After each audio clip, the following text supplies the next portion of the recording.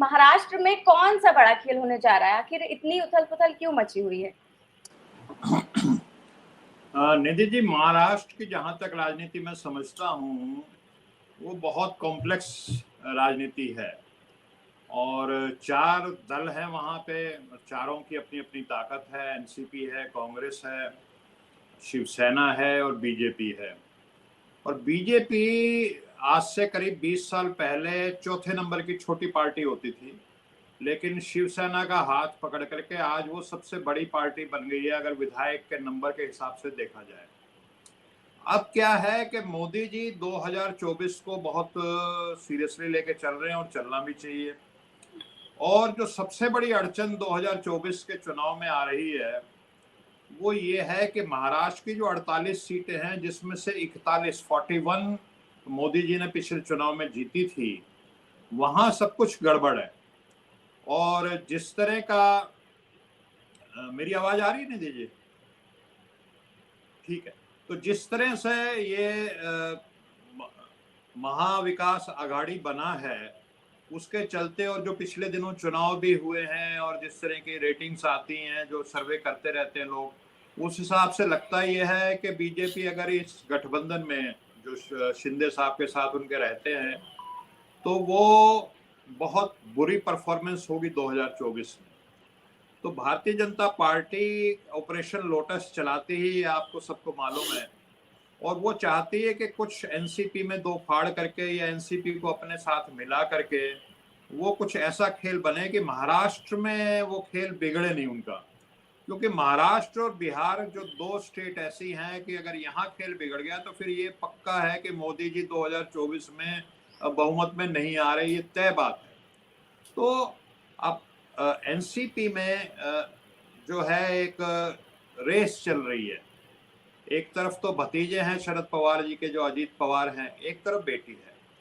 तो सुप्रिया सूले जो है, उनके मन में भी अब मुख्यमंत्री बनने की कहीं ना कहीं भावना उठती है, और लोग बाग उनको कहते हैं कि आप बनिएगा तो एक इतिहास बन जाएगा, आप महाराष्ट्र की पहली महिला मुख्यमंत्री बनेंगी। तो उनके मन में है। और अजीत पवार जो है वो पुराने समय से चले आ रहे हैं। तो कुछ कुछ जैसा शिवसेना में हुआ था कि एक राज ठाकरे थे, उद्धव ठाकरे थे, और राज ठाकरे बहुत पहले से एक्टिव थे और बहुत ज्यादा एक्टिव थे, लेकिन वो कहते हैं कि blood is thicker than water. तो जब आगे समय आया तो जो बाला साहब ठाकरे साहब थे, तो उन्होंने उद्धव ठाकरे को प्रमोट कर दिया, और राज ठाकरे उसमें काफी जो है वो आहत हो गए। वही लगभग यहाँ पे भी चल रहा है। और उन चीजों के अलावा जो है कुछ जो अजीत पवार के ऊपर सुनने में आता है कि ईडी के केस हैं, प्रफुल्ल पटेल के ऊपर ईडी के केस हैं, एक दो और लोग हैं। तो ये लोग भी अपना जो मामला है उसको निपटाने के लिए बीजेपी के साथ कुछ गठबंधन की बातें हैं।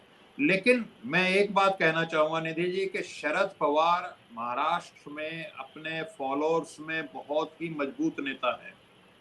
एक पत्रकार महोदय बता रहे थे कि कोई सम्मेलन हुआ जब पिछली बार अजीत पवार साहब ने अपनी ये सरकार बनाई, उसमें विधायकों का, तो बहुत भारी संख्या में कार्यकर्ता भी आ गए। और कार्यकर्ता जो है वो जिसको कहते हैं कि बहुत समृद्ध कार्यकर्ता है जो शरद पवार के साथ हैं। तो वो पत्रकार महोदय बता रहे कि लंबी लंबी कारें, महंगी महंगी कारें कई किलोमीटर तक आकर के लग गई उस सम्मेलन के बाहर। तो उन पत्रकार महोदय ने उन जो शरद पवार जी के फॉलोअर्स थे, कार्यकर्ता कह लीजिए उनके पार्टी के, उनसे पूछा कि भाई आपने तो खूब लगता है कि पैसा बनाया है इनके शरद पवार जी के छत्र छाया में और इस पार्टी में रहते हुए। कहता वो कार्यकर्ता बोले कि अगर पवार साहब साहब हमें आदेश कर दे तो 1 मिनट में हम इन सारी गाड़ियों में आग लगा देंगे। तो इस तरह की फॉलोइंग है। ईडी का कोई नोटिस आया था शरद पवार जी के पास, तो उन्होंने कहा मैं पैदल चल के जाऊंगा, तो तमाम महाराष्ट्र के कोने कोने से लोग चल दिए, और बहुत, जिसको कहते हैं लाखों आदमी आ जाते वहां पे। अगर वो होता तो वहां के मुंबई के जो पुलिस प्रमुख थे वो उनके घर गए, भाई आप रहने दीजिए, आप मत आइए। तो कहने का मतलब ये है कि शरद पवार जी के साथ पूरी की पूरी पार्टी है, और पार्टी का समर्थन उसके साथ जाएगा जिसकी तरफ शरद पवार जी जाएंगे।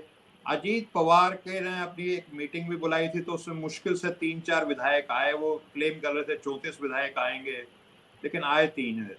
तो मुख्यतः शरद पवार जी जब तक रहेंगे तब तक एनसीपी में कुछ खास हो नहीं सकता, मेरा मानना ये है। दूसरी तरफ शिंदे गुट ने भी धमकी दे दी है कि अगर अजीत पवार ज्वाइन करते हैं इस सरकार में तो हम छोड़ देंगे, मतलब हम गठबंधन नहीं छोड़ेंगे लेकिन हम सरकार छोड़ देंगे। तो बहुत कॉम्प्लिकेटेड स्थिति है निधि जी।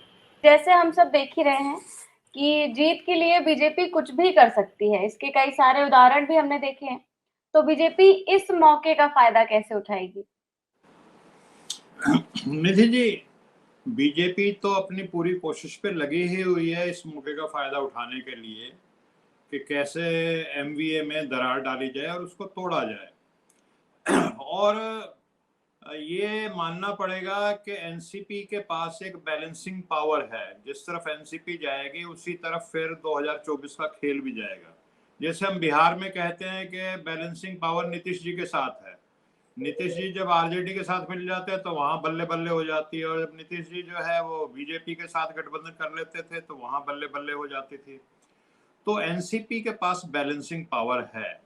उधर दूसरी जो कार्रवाई है वो भी कर रहे हैं। राज ठाकरे और शिंदे की भी आपस में मीटिंग हुई है, और राज ठाकरे को बीजेपी साथ में खुल्लम खुल्ला ले नहीं सकती क्योंकि बड़ी कंट्रोवर्शियल फिगर है। राज ठाकरे को अगर बीजेपी अपने में मिला लेती है तो उत्तर भारत में उसका बहुत ही गलत संदेश जाता है, क्योंकि उत्तर भारतीयों के जो ठुकाई पिटाई का मामला था उसके पीछे राज ठाकरे का नाम आता था।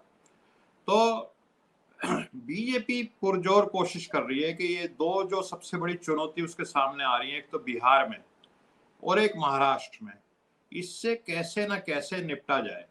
और जैसे ये सुप्रीम कोर्ट का मामला है जो 16 विधायकों पे अगर तलवार लटकी पड़ी है तो उससे कोई बहुत ज्यादा फर्क नहीं पड़ेगा, क्योंकि 165 अभी इनके पास विधायक हैं, 16 कम हो जाएंगे 149, 147 पे शायद जो है मेजोरिटी बन जाती है।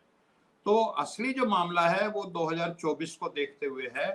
और जिस तरह से मोदी जी, शाह, बीजेपी और किस तरह राजनीति करते हैं, इससे पहले 75 साल में हमारे देश में इस तरह की राजनीति कभी हुई नहीं है। कि जिसका है ना साम दाम दंड भेद हम सुनते थे, लेकिन साम दाम दंड भेद का ये रूप कभी किसी ने देखा नहीं था जिसमें ईडी वीडी ये सब इस्तेमाल किए जाते हों। तो ये बड़ा एक बार देखने का। और फिर शरद पवार जी ने माहौल में बहुत सस्पेंस बना रखा है। अडानी जी के साथ वो 2 घंटे बंद कमरे में मीटिंग करते हैं और उसका कुछ निकल के बाहर आता नहीं, भाई किस विषय पे मीटिंग हुई है, कोई बताते नहीं है उसके बारे में। नागालैंड में एनसीपी का गठबंधन है बीजेपी के साथ। और जेपीसी की बात आती है तो शरद पवार जी कह देते हैं जेपीसी की जरूरत नहीं है। मोदी जी की डिग्री का अगर कोई मामला उठाता है तो उस पर भी शरद पवार जी का अलग ही स्टैंड रहता है। तो शरद पवार जी अपने आप में एक, जिसको कहते हैं, धनंजय जी ने कहा कि एक मैवरिक है, एक विलक्षण राजनेता है। इनको समझना कि जैसे होता है ना शतरंज में घोड़ा 2.5 चाल चलता है, तो ये 2.5 चाल इनके कब कहाँ किस तरफ चल जाएंगे ये कुछ समझ में आता नहीं। इनको समझना बड़ा मुश्किल काम है। जी निधि जी। जी सर।